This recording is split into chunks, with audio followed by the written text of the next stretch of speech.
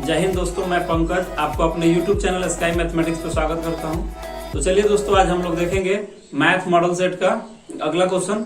तो चलिए स्टार्ट करते हैं। देखिए यहाँ पे एक क्वेश्चन है, दिया गया है कि दी गई आकृति में PA PB दो स्पर्श रेखाएं हैं O केंद्र वाले वृत्त पर इस प्रकार से है कि APO 40 डिग्री है, तो OAB का मान क्या होगा। देखिए इसको हम पहले नामकरण कर लेंगे। दिया है A B P और O जो कि वृत्त का केंद्र है। यहाँ पे दिया हुआ है ये वाला 40 डिग्री एंगल दिया हुआ है। लिख लेंगे यहाँ पे क्या दिया हुआ है, 40 डिग्री कोण APO बराबर 40 डिग्री। अब देखिए APO बराबर कितना दे दिया है, 40 डिग्री। तो अब हमको पता है कि जो ये है यहाँ पे ये OA और OB क्या है, वृत्त की त्रिज्या है। हम जानते हैं कि वृत्त की त्रिज्या स्पर्श रेखा पे क्या होती है, लंब। तो ये लंब है, यहाँ पे कितना डिग्री का एंगल बन जाएगा, 90 डिग्री। और यहाँ भी 90 डिग्री का। और यहाँ पे देखिए ये 40 बना है, ये दोनों क्या होते हैं, एंगल यहाँ पे बने बराबर होते हैं, तो ये भी क्या हो जाएगा 40। अब हम जानते हैं यहाँ पे देखिए एक एंगल, दो एंगल, तीन और एक, चार एंगल यहाँ पे बन रहा है। तो हमको पता है कि चतुर्भुज के चारों कोणों का योग कितना होता है, 360 डिग्री। तो इसी पे इसको रख लेते हैं यहाँ पे, कोण OAP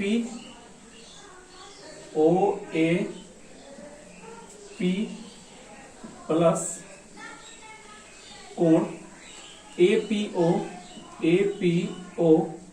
प्लस कोण PBO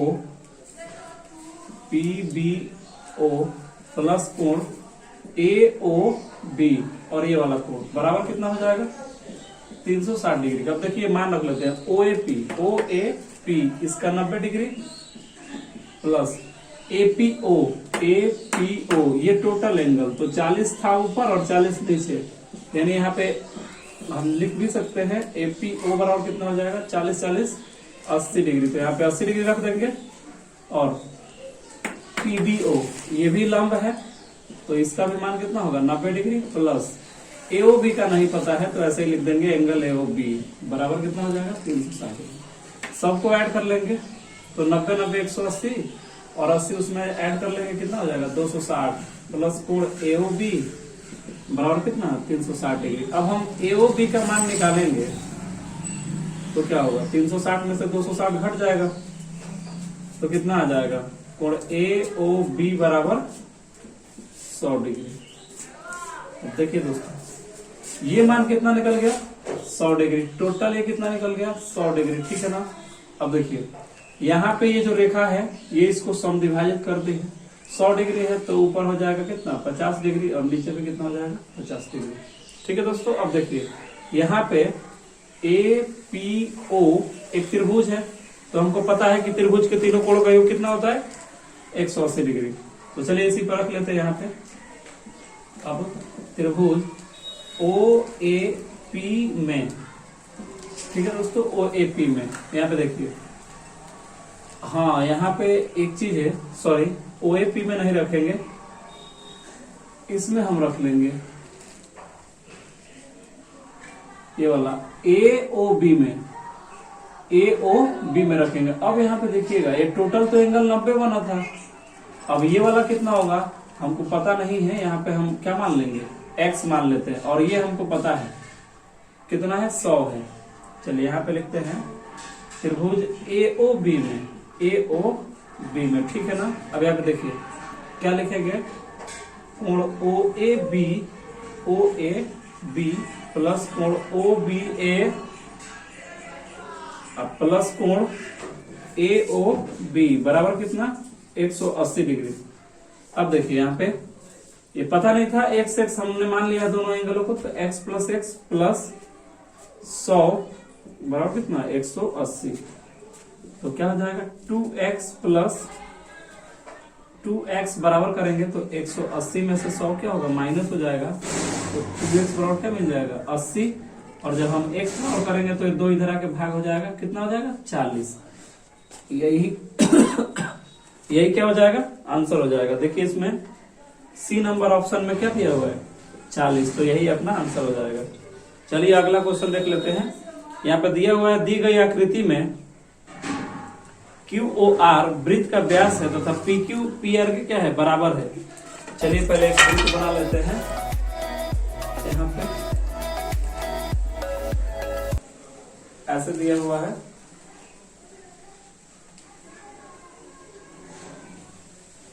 इस तरह से करके दिया है। इसको QOR ये वृत्त का व्यास है और ये P एंगल दिया गया। देखिए दोस्तों, QR क्या है, वृत्त का व्यास है, और कह रहा है कि ये जो PQ भुजा है ये PR के बराबर है। तो ये दोनों कोण भी क्या हो जाएंगे, बराबर। अब कितने हैं तो पता नहीं, हम इसको x दोनों को मान लेते हैं, दोनों बराबर है। ठीक है दोस्तों, अब देखिए हम यहां से देखिएगा, पूरे वृत्त को व्यास दो भागों में बांट दिया। यहाँ पे ऊपर क्या हो गया, अर्धवृत्त हो गया।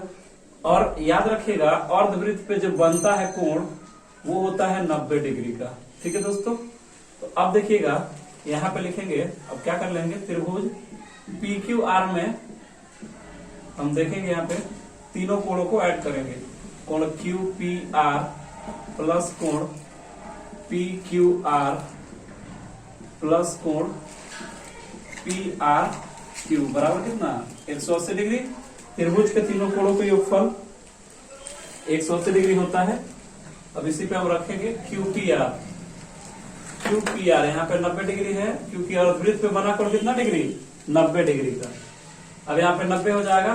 PQR ये x माने हैं, इसको भी हमने x मान लिया है, बराबर 180 डिग्री।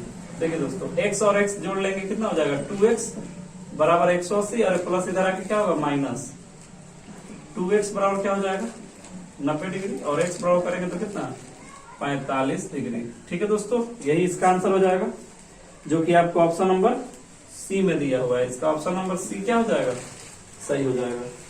एक अगला क्वेश्चन है, यदि O केंद्र वाले वृत्त में AB और AC दो स्पर्श रेखाएं इस प्रकार हो कि कोण BOC बराबर 110 डिग्री, तो कोण CAO का मान क्या होगा।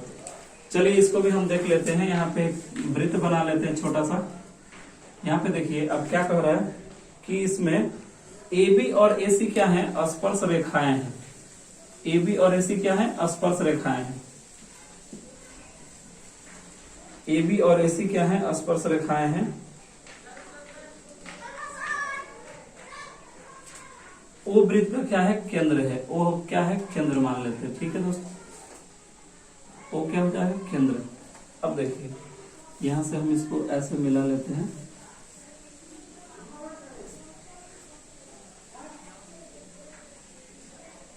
ठीक है, हो गया।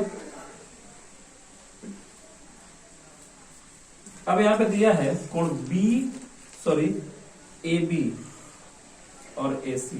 यहाँ पे A रख लेते हैं, और यहाँ पे AB और AC स्पर्श रेखा। ठीक है दोस्तों, कोई बात नहीं, हम यहाँ पे भी A रख सकते हैं, यहाँ पे भी A रख सकते हैं। यहाँ पे देखिए, अब O केंद्र वाला, अब कह रहा है कोण BOC कितना है,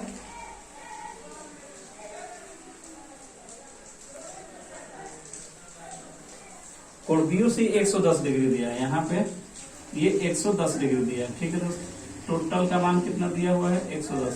तो हम जानते हैं कि ये जो केंद्र से यहाँ रेखा गुजरती है, इस कोण को क्या करती है, समद्विभाजित करती है। दोनों आधा आधा हम कर लेंगे, कितना हो जाएगा, 55 डिग्री हो जाएगा। और ये जो OC और OB जो वृत्त की त्रिज्या है, ये क्या होती है, स्पर्श रेखा पे लंब। तो यहाँ पे कितना डिग्री का कोण बनेगा, 90 डिग्री का। यहाँ पर भी 90 डिग्री। ठीक है दोस्तों, अब देखिए यहाँ पे एक त्रिभुज मिल गया AOC। तो हम इसमें लिख लेंगे, किसमें, त्रिभुज AOC में हम देख लेते हैं। यहाँ पे क्या हो जाएगा,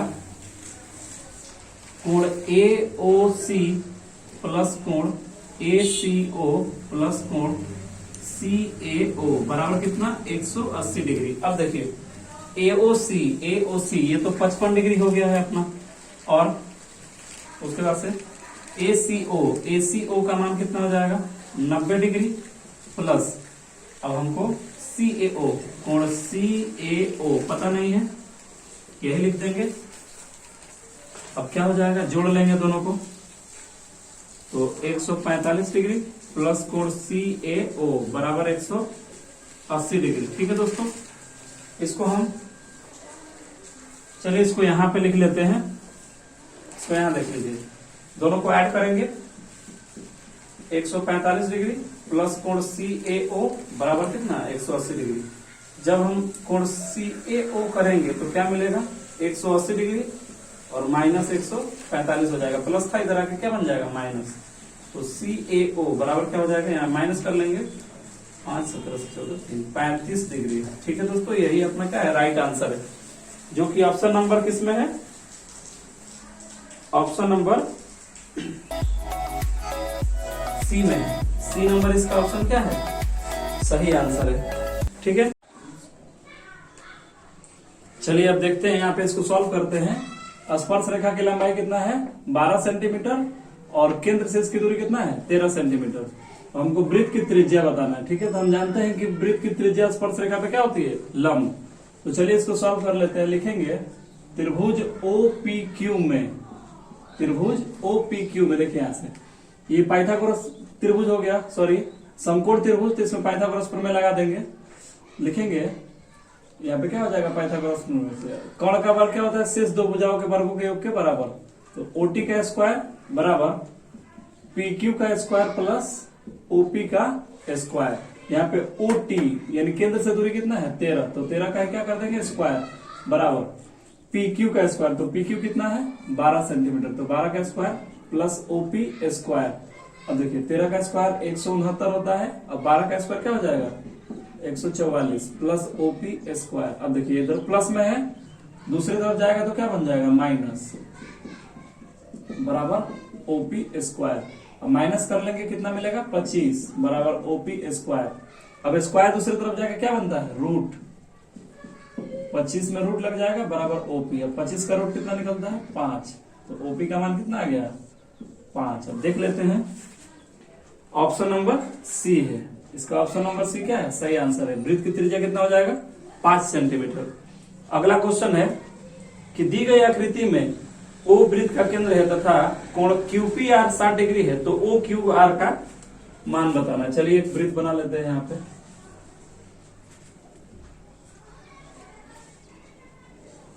यहाँ पे दिया हुआ है, इसको ऐसे बना लेंगे। इसमें एक त्रिभुज है,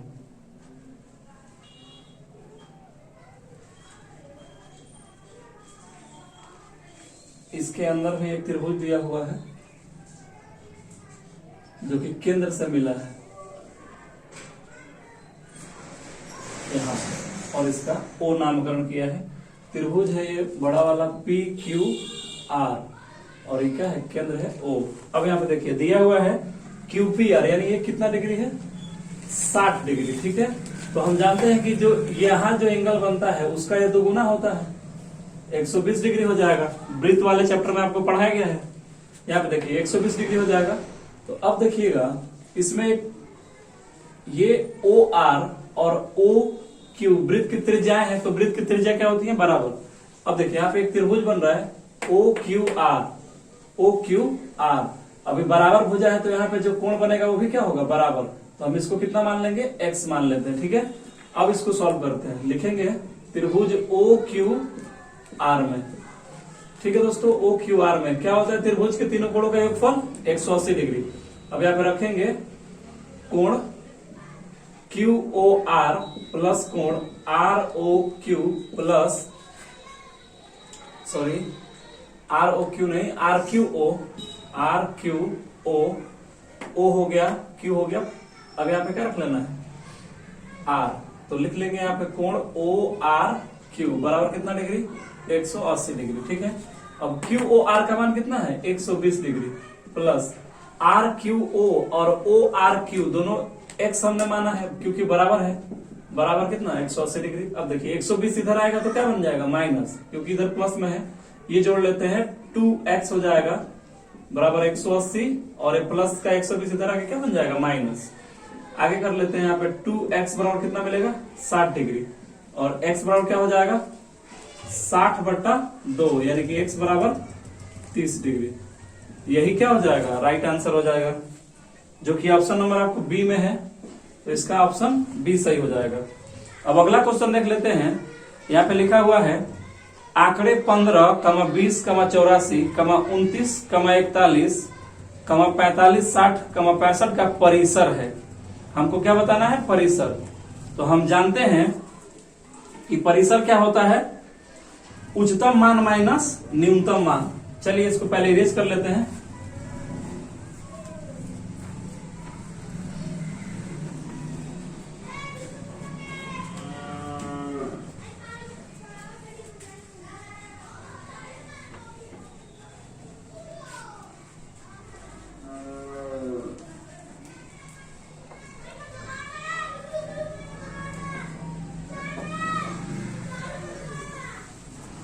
चलिए अब देखते हैं, यहाँ पे लिखा है इनका परिसर बताना है। ठीक है, तो परिसर क्या होता है? यहाँ पे हम जानते हैं परिसर क्लास 7th में हमने पढ़ा होगा। परिसर बराबर होता है उच्चतम मान माइनस न्यूनतम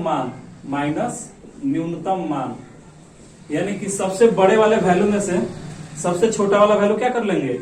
माइनस कर लेंगे। तो देखिए इसमें सबसे बड़ा है 84, कितना है? 84 माइनस, और सबसे कम वाला वैल्यू कितना है? यहाँ पे 15 दिया हुआ है। सबसे कम क्या है? 15। अब इसको माइनस कर लेंगे। यहाँ पे 4 से 5 नहीं घट पाएगा, इधर से हाथ से लेंगे 14 हो जाएगा। 14 से 5 गया तो कितना बचेगा? 9। अब यहाँ पे कम हो जाएगा 7, तो 7 से 1 घटा लेंगे, कितना आ जाएगा? 6। यानी अपना आंसर क्या हो जाएगा? 69, जो कि ऑप्शन नंबर ए में दिया हुआ है। तो ऑप्शन ए क्या हो जाएगा? सही हो जाएगा। अब अगला क्वेश्चन देख लेते हैं। अगला क्वेश्चन एक एपी का दिया हुआ है, समांतर माध्य निकालना है। दिया हुआ है, लिख लेते हैं यहाँ पे 1, 2, 3, डैश डैश एन का समांतर माध्य निकालना है। ठीक है, अब यहाँ पे देखिए हम जानते हैं ये सभी क्या है? प्राकृत संख्या। तो हमने पढ़ा है प्राकृत संख्या का योगफल। प्राकृत संख्या का योगफल क्या होता है? n into n plus 1। ठीक है दोस्तों, अब देखिए n इंटू n प्लस 1 बटा 2 होता है। ठीक है ना? नहीं, n इंटू n प्लस 1 ही होता है। अब यहाँ पे आगे हम जानते हैं समांतर माध्य। अब इसका समांतर माध्य क्या हो जाएगा? समांतर माध्य बराबर, समांतर माध्य में क्या करेंगे? सबको ऐड कर लेंगे। 1 plus 2 plus 3 plus dash dash n। अब बटा में क्या हो जाएगा? n। ठीक है दोस्तों, अब यहाँ पे देख लीजिए,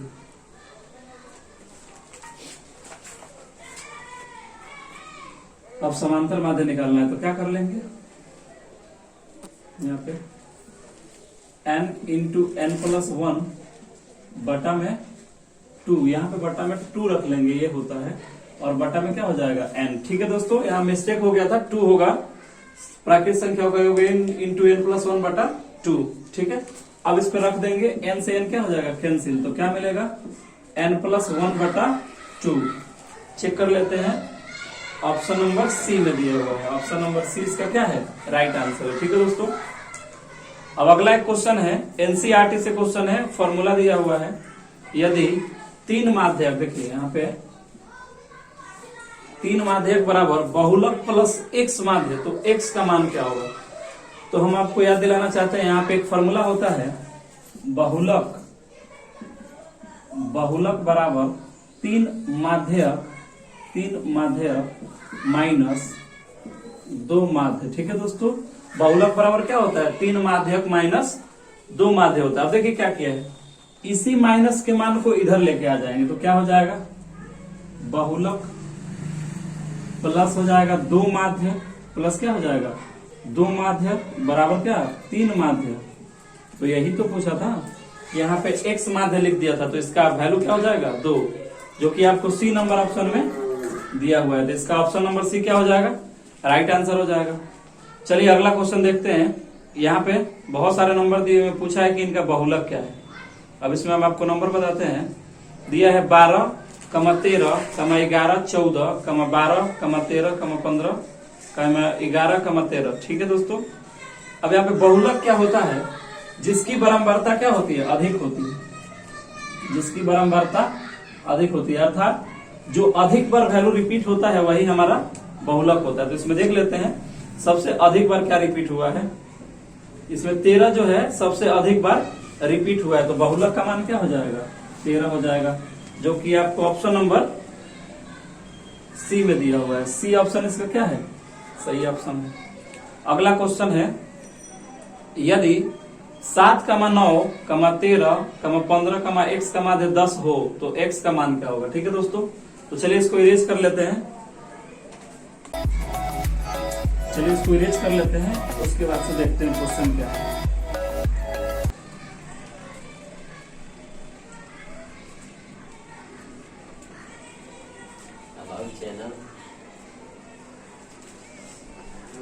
इरेज कर लेते हैं। ठीक है दोस्तों, अगर आप लोग को ये वीडियो अच्छा लगे तो लाइक जरूर करें, और चैनल पे नए हैं तो सब्सक्राइब भी जरूर करें, और इस वीडियो को अपने दोस्तों के साथ शेयर भी करें।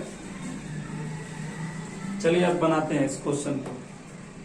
देखिए दिया हुआ था यहाँ पे 7, ऐसे बता देते हैं 7, 9, 13, 15, x का मान 10 है, तो x का मान बताना था। देखिए माध्य बराबर हम क्या जानते हैं कि माध्य बराबर होता है सभी प्रेक्षणों का योग, तो सभी पदों को हम जोड़ लेते हैं। 7, 9 प्लस 13 प्लस 15 प्लस x का माध्य कितना है, 10 है। तो यहाँ पे कितनी संख्या, 1, 2, 3, 4, 5 है, तो हम 5 से क्या कर देंगे, भाग, क्योंकि बटा में क्या होता है, प्रेक्षणों की संख्या। तो अब देखिए यहाँ पे माध्य क्या दिया हुआ है, 10 बराबर, इन सभी को जोड़ लीजिए। 9, 7, 16, 16 में ये 15, 13 हो जाएगा 28। ठीक है दोस्तों, तो आपका कितना हो गया 15 और ये 16, 15, 16 हो जाएगा 31, 31 में 3 जोड़ेंगे 34, 34, 10, 44। तो यहाँ पे क्या हो जाएगा 44 प्लस x बटा में 5। क्रॉस मल्टीप्लाई करेंगे तो क्या मिल जाएगा 50, क्रॉस मल्टीप्लाई करेंगे तो 50 बराबर 44 प्लस x। ठीक है दोस्तों, अब इधर जाएगा तो क्या बनेगा, 50 माइनस 44 बराबर x, यानी कि क्या आ जाएगा घट के 6। x का वैल्यू क्या आ जाएगा, 6 आ जाएगा। ठीक है दोस्तों, जो कि आपका ऑप्शन नंबर ए में गिवन है। अब अगला क्वेश्चन देख लेते हैं। यहाँ पे दिया हुआ है किसी घटना की प्रायिकता का अधिकतम मान क्या होता है। तो दोस्तों किसी घटना की प्रायिकता का अधिकतम मान 1 होता है, क्योंकि प्रायिकता का मान 0 और 1 के बीच होता है। तो इसका ऑप्शन नंबर क्या हो जाएगा, ए नंबर हो जाएगा 1। किसी घटना की प्रायिकता का अधिकतम मान कितना होता है, 1। यहाँ पे अगला क्वेश्चन है, निम्नलिखित में कौन सी एक घटना की प्रायिकता नहीं हो सकती। अब यहाँ पे आपको सभी ऑप्शनों को बता देते हैं। पहला है 50%, दूसरा नंबर ऑप्शन है 0.12, तीसरा है 3/4 और चौथा है 13/12। ठीक है दोस्तों, अब इन सभी का हम मान निकाल लेते हैं। ये आपका हो जाएगा 50/100 यानी 1/2, यानी इसका 0.5 आ जाएगा। इसका है ऑलरेडी यहाँ पे दिया हुआ है 0.12। अब इसका क्या हो जाएगा, इसको हम कटा लेते हैं तो 0.75 आएगा, और डी नंबर को कटाएंगे तो 1 यहाँ पे आपका 0 करेंगे, सॉरी 12 कम 12, 1 बचा, पॉइंट लगेगा 10 हो गया, नहीं लगेगा, फिर 0 देंगे 100, 12/96। देखिए दोस्तों, हम क्या जानते हैं कि प्रायिकता का मान 0 और 1 के बीच होता है, लेकिन यहाँ पे इसका वैल्यू क्या है, 1 से अधिक है। तो यही क्या हो जाएगा, ये तो हो नहीं सकता है, यानी यही पूछा था कि कौन सा प्रायिकता का मान नहीं हो सकता है। तो ऑप्शन नंबर क्या हो जाएगा, डी सही आंसर हो जाएगा।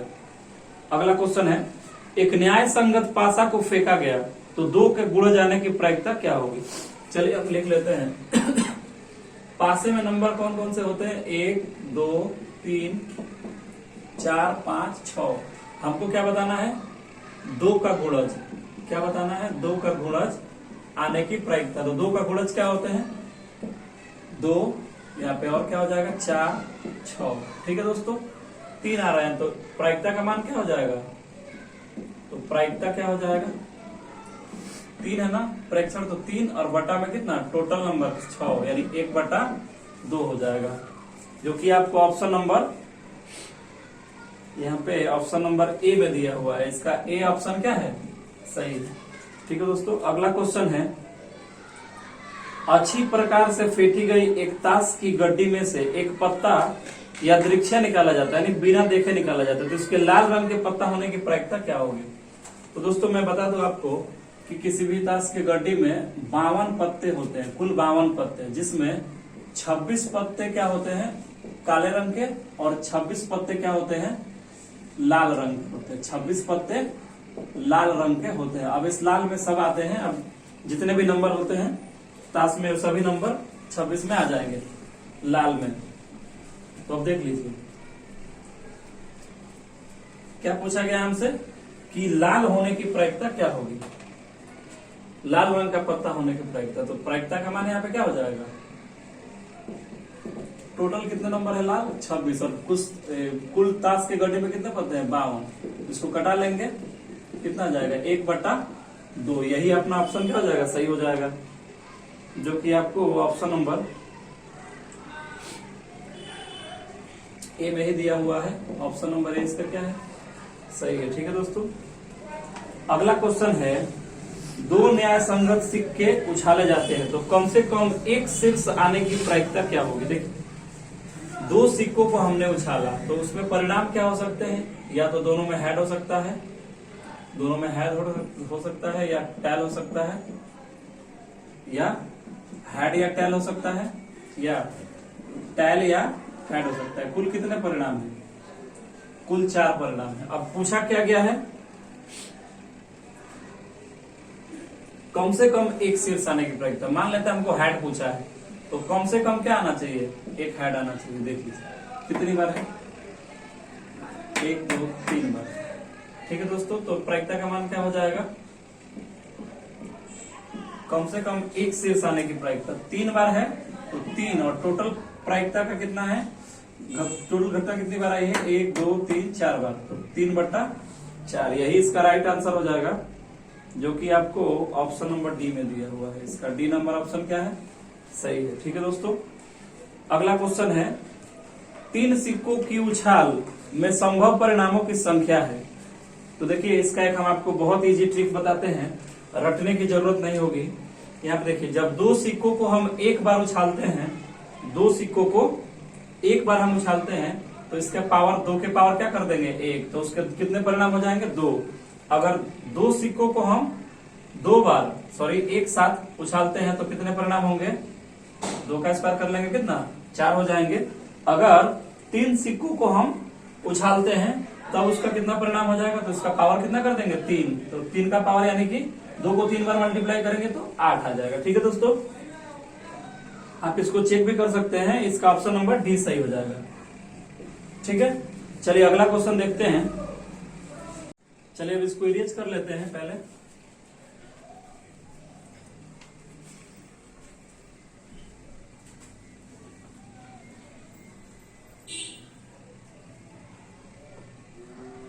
चलिए दोस्तों बताते हैं आपको क्या दिया हुआ था। यहाँ पे कह रहा है कि 8 सेमी त्रिज्या वाले वृत्त के अंतः वर्ग का क्या क्षेत्रफल ज्ञात करना है। देखिए एक पहले हम वृत्त बना लेते हैं। ठीक है, एक हम वृत्त बना लेते हैं। मान लीजिए एक वृत्त है और इसकी त्रिज्या कितना दिया हुआ है, इसकी त्रिज्या है 8 सेंटीमीटर। मान लीजिए केंद्र है तो यहां से क्या हो गया त्रिज्या हो गया। ठीक है दोस्तों, ये क्या हो गया त्रिज्या हो गया।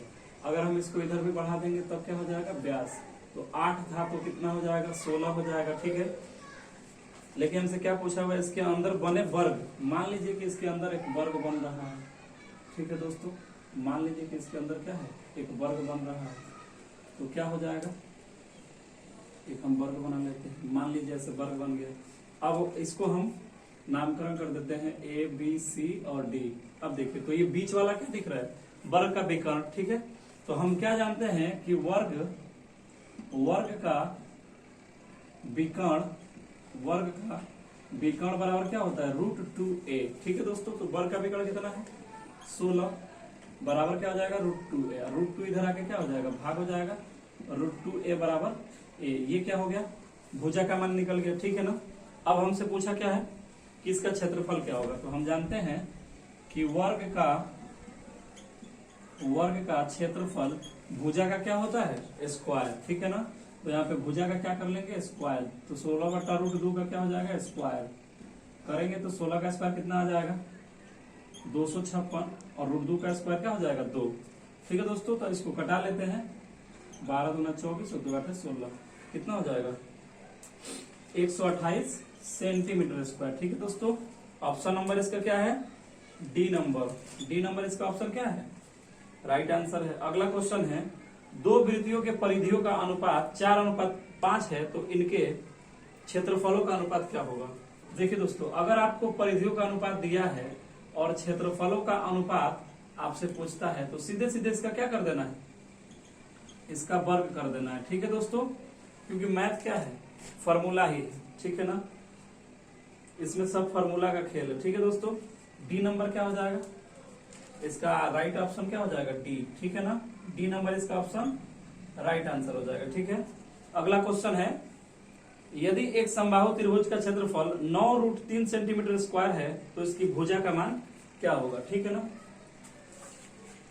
भुजा का मान क्या होगा। चलिए पहले इसको इरेज कर लेते हैं, उसके बाद से हम निकालते हैं वैल्यू। समबाहु त्रिभुज क्या होता है दोस्तों, ऐसा त्रिभुज जिसकी तीनों भुजाएं क्या हो, बराबर हो और प्रत्येक कोण 60 डिग्री हो, समबाहु त्रिभुज कहते हैं। ठीक है ना दोस्तों, अब समबाहु त्रिभुज का क्या पूछा गया है, भुजा पूछा गया है कि समबाहु त्रिभुज का भुजा का मान क्या होगा। अब यहाँ पे देखिएगा, क्या हमको गिवन है, समबाहु त्रिभुज का क्षेत्रफल कितना है दोस्तों, 9√3 सेंटीमीटर स्क्वायर। ठीक है ना, अब यहाँ पे देखिए, अब हम इसका जानते हैं फॉर्मूला क्या होता है, √3/4 ए स्क्वायर। ए क्या है, भुजा है, बराबर क्या दिया हुआ है 9√3। ठीक है ना, अगर हम ए स्क्वायर बराबर करते हैं तो क्या हो जाएगा 9√3, और ये 4 भाग में है तो इधर आके गुणा बन जाएगा, और √3 गुणा में है तो भाग में हो जाएगा। ठीक है दोस्तों, ए स्क्वायर बराबर, यहाँ पे देखिए √3 से √3 क्या हो जाएगा, कैंसिल हो जाएगा, और ये गुणा कर लेंगे तो 36 बन जाएगा। जब हम ए बराबर करेंगे तो इधर रूट आ जाएगा, तो 36 का रूट कितना निकलता है 6, यानी भुजा का मान क्या होगा 6 सेंटीमीटर। ऑप्शन नंबर ए आपका क्या होगा, राइट आंसर हो जाएगा। अगला क्वेश्चन है, यदि R1 तथा R2 त्रिज्याओं वाले दो वृत्तों की परिधियों का योग R त्रिज्या वाले परिधि के योग के बराबर है, तो इनमें से कौन सा सही है। ठीक है दोस्तों, चलिए अब हम जानते हैं कि वृत्त की परिधि क्या होती है 2πr, लेकिन इसमें त्रिज्या R1 R2 दिया है और कह रहा है कि इन दोनों का योगफल R त्रिज्या वाले वृत्त के परिधि के क्या है, बराबर है। तो क्या हो जाएगा, देखिए दोनों में हम यहाँ से 2π क्या कर सकते हैं, कॉमन कर लेंगे तो क्या मिलेगा, R1 प्लस R2 बराबर 2πr। ठीक है दोस्तों, 2π से 2π क्या हो जाएगा, कैंसिल हो जाएगा, तो R1 प्लस R2 बराबर R हो जाएगा। यही अपना क्या हो जाएगा, राइट ऑप्शन हो जाएगा, जो कि आपको बी नंबर ऑप्शन में क्या है गिवन है, तो बी ही सही हो जाएगा। ठीक है ना, चलिए अगला क्वेश्चन देख लेते हैं। यहाँ पे कह रहा है, यदि शंकु की ऊंचाई और त्रिज्या को तीन गुनी हो जाती है तो शंकु का आयतन हो जाएगा। चलिए पहले इसको इरेज करते हैं, फिर देखते हैं शंकु का आयतन। दोस्तों शंकु का आयतन क्या होता है, शंकु का आयतन क्या होता है, चलिए बताते हैं। शंकु का आयतन होता है, यहाँ पे पहले हम लिख लेंगे, शंकु का आयतन क्या होता है 1/3 πr² होता है। ठीक है दोस्तों, अब क्या कह रहा है, इसमें कह रहा है कि यदि r को कितना कर दिया जाए 3 गुना, ठीक है ना, तो h भी क्या हो जाएगा 3 गुना। ठीक है दोस्तों, तो अब देख लीजिएगा, तो कह रहा है कि इसका आयतन कितना गुना हो जाएगा। तो देखिए इसका हम कर लेते हैं 1/3 पाई, और r का क्या है स्क्वायर, तो 3r का हम स्क्वायर करेंगे गुणे 3h कर देंगे। ठीक है ना, तो 1/3 पाई और गुणे 3 का स्क्वायर क्या हो जाएगा 9, और गुणे 3h हो जाएगा 3r स्क्वायर। अब दोनों को हम क्या कर देंगे, डिवाइड कर देंगे, तो कितना हो जाएगा, इसको डिवाइड कर देते हैं 1/3 पाई r स्क्वायर h से h कटेगा, r स्क्वायर से r स्क्वायर, 1/3 से 1/3 कितना आ जाएगा 9 त्रिक 27, 27 गुना क्या हो जाएगा, इसका आयतन हो जाएगा। ठीक है ना दोस्तों, ऑप्शन नंबर आपका डी नंबर ऑप्शन इसका क्या है, राइट आंसर हो जाएगा। आगे देख लेते हैं, दिया हुआ है आर त्रिज्या वाले अर्धगोले का कुल पृष्ठीय क्षेत्रफल क्या होता है।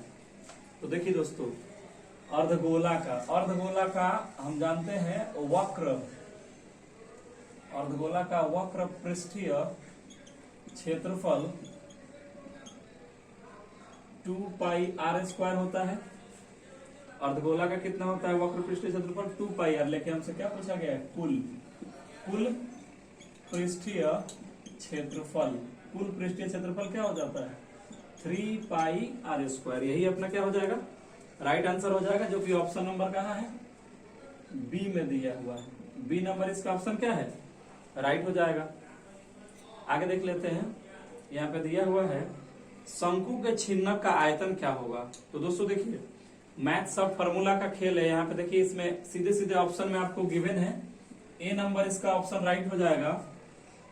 शंकु के छिन्नक का आयतन 1/3 pi H into R square plus R square plus R into R. ठीक है ना दोस्तों, यही क्या हो जाएगा, राइट ऑप्शन हो जाएगा, जो कि आपको ऑप्शन नंबर ए में दिया हुआ है। चलिए अगला प्रश्न देखते हैं। कह रहा है उस समांतर श्रेणी का सार्वंतर क्या होगा जिसमें a18 माइनस a14 बराबर 32 है। चलिए इसको इरेज कर लेते हैं। यहाँ पे दिया हुआ है a18 माइनस a14 बराबर 32। तो बताना है कि इस एपी का या उस समांतर श्रेणी का सार्वंतर कितना होगा।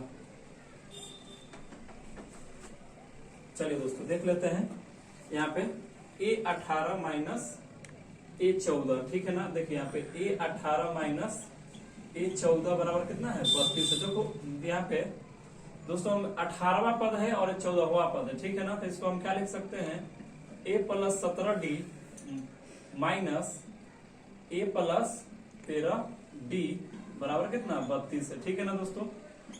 आगे क्या हो जाएगा, a प्लस 17d और माइनस कर देगा दोनों को, दोनों प्लस है, माइनस से गुणा हो जाएगा, क्या हो जाएगा माइनस बन जाएगा बराबर 32। तो a से a कट जाएगा। अब 17 में से 13 घटेगा तो 4d बराबर कितना 32 आ जाएगा। और d बराबर करेंगे तो ये 8 बार में काट देगा। यहाँ पे सार्वंतर का मान क्या निकल गया 8, ठीक है दोस्तों, जो कि ऑप्शन नंबर आपका किस में है, सी नंबर इसका ऑप्शन क्या है, सही है। अगर आप लोग को मेरा वीडियो अच्छा लग रहा है तो वीडियो को लाइक जरूर करें, और यदि चैनल पे नए हो तो चैनल को सब्सक्राइब भी करें, और इस वीडियो को अपने दोस्तों के साथ शेयर जरूर करें।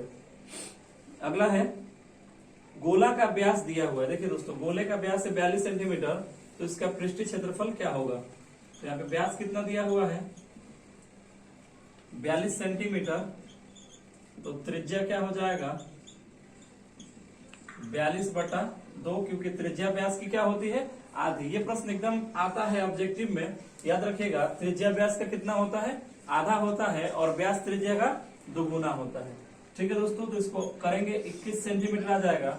अब क्या पूछ रहा है आपसे, गोला का पृष्ठीय क्षेत्रफल। तो हम जानते हैं कि गोले का पृष्ठीय क्षेत्रफल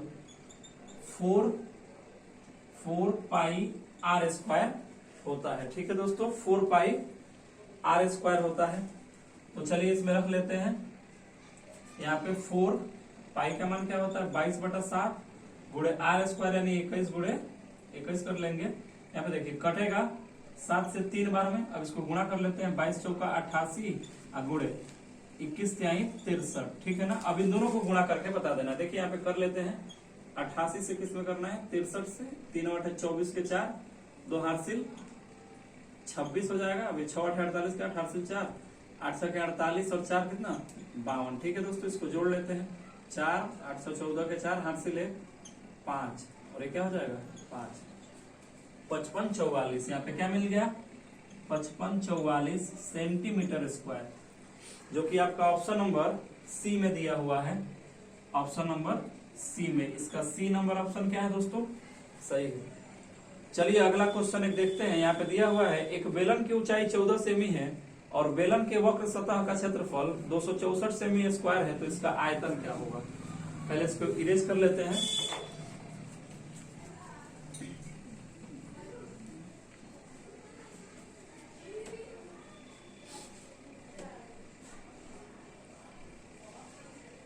देखिए दोस्तों, यहाँ पे बेलन का ऊंचाई, बेलन का क्या दिया हुआ है, बेलन की ऊंचाई h बराबर 14 सेंटीमीटर, ठीक है ना। आगे है सतह का क्षेत्रफल कितना है, सतह का क्षेत्रफल बराबर कितना गिवन है, 264 सेंटीमीटर स्क्वायर। तो इसलिए क्या निकालना है हमको, बेलन का आयतन। ठीक है दोस्तों, बेलन का आयतन। अब हम बेलन का आयतन क्या जानते हैं, पाई आर स्क्वायर एच। ठीक है दोस्तों, अब यहाँ एक ध्यान दीजिएगा, जो बेलन का सतह होता है, वक्र सतह, वो क्या होता है, वृत्ताकार, और वृत्त का क्षेत्रफल क्या होता है, पाई आर स्क्वायर, जो कि हमको दिया हुआ है 264। इसके जगह पे रख देंगे, और ऊंचाई कितना है, 14। अब इसको क्या कर लेना है, गुणा। तो चलिए इसको गुणा भी कर लेते हैं। 4 चौका 16 के 6, 4 छके 24, 1 25 के 5, हासिल 2, 4 2 8 2 10, और एक बार में है तो सेम वही उतार देंगे, 4 6 2 ऐड करेंगे, 6 9 6 और 3, 36 और 96 आ जाएगा। कितना, 36 96 आ जाएगा।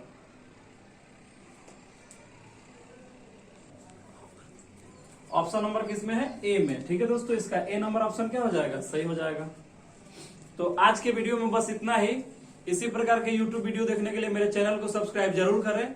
मिलते हैं अगले वीडियो में। जय हिंद।